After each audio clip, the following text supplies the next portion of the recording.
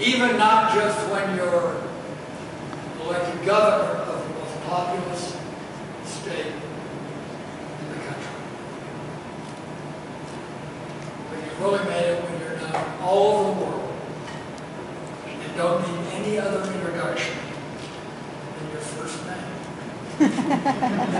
Well, I could introduce him as Arnold, and you'd all know who it was. But I can't tell you how delighted we are to have you on our campus, and so I'm going to introduce you as Governor Schwarzenegger.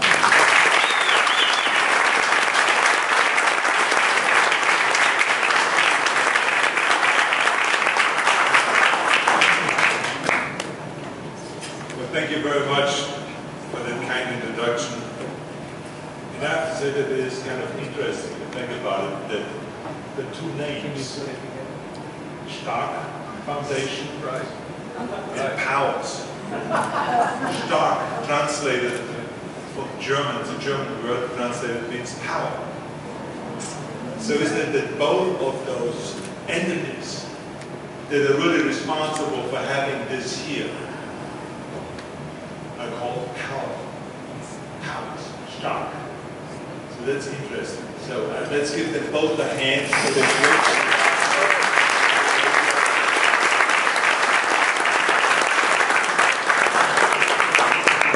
As you know, there's thousands and thousands of universities all over the world.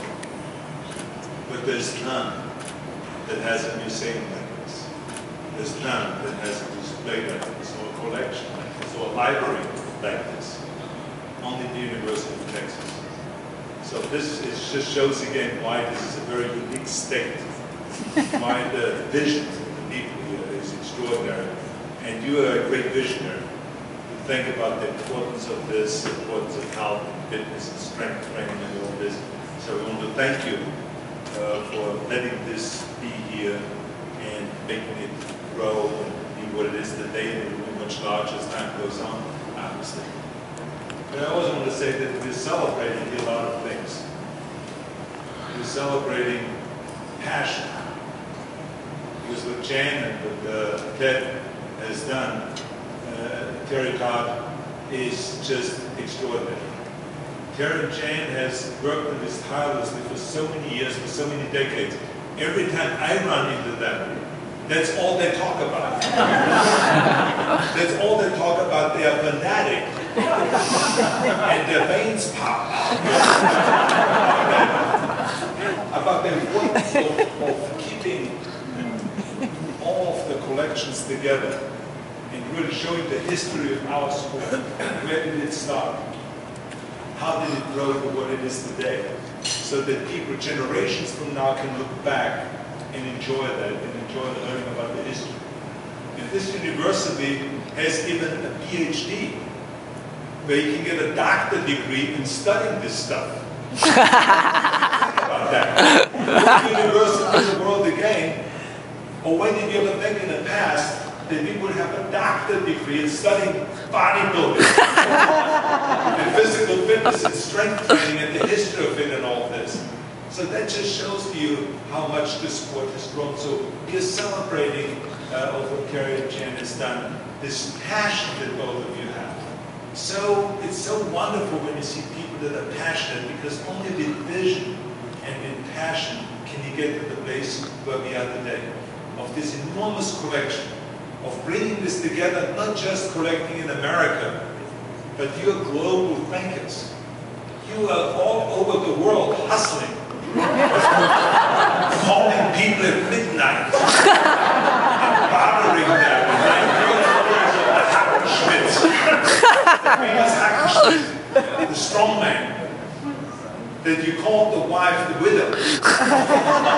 At midnight, you go to the phone book, you call her and said, I'm here, and she says, so what?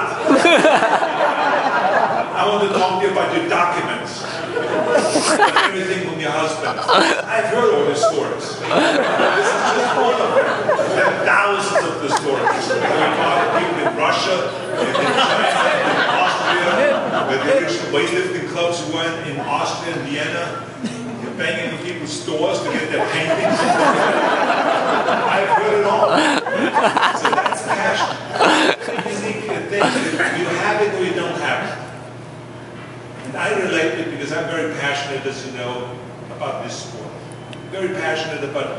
think that happened, because that's what makes you an end successful. So I'm in awe of both of you. You've done an extraordinary job. Let's give them a big, big hand.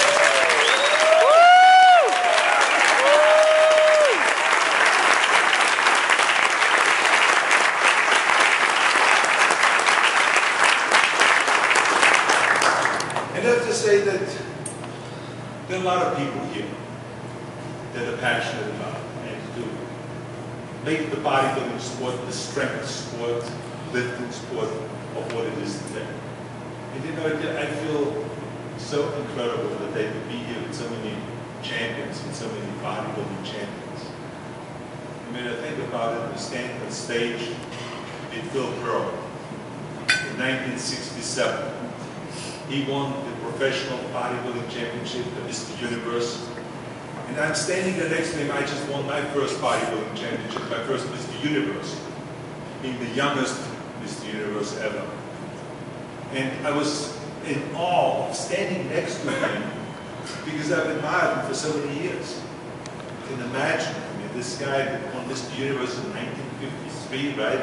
Correct me if I'm wrong with the dates here, 1952? I think it was 53. It was, great. And then in 1961 again, and then he came back, and it was the third time standing here next to him. There was no one that has won that many Mr. Universe contests, and here he won. And I was admiring not only the amount of titles that he won, and how huge he was, and how ripped he was, and his abdominals and all this stuff. But his tan, I was jealous of his tan. A friend of mine, Bennett, came to me and he said, "You can never have a tan like this. Forget about it. You're Austrian, he's hot, Indian." I said, "He's got Indian blood in him. That's why he's so golden brown." And I was jealous about it. But anyway, he's such a great champion. And I think what we're celebrating here is my father-in-law, who started the Peace Corps. He always said, and I remember one speech in particular at the Yale University, when he did a commencement speech, he said,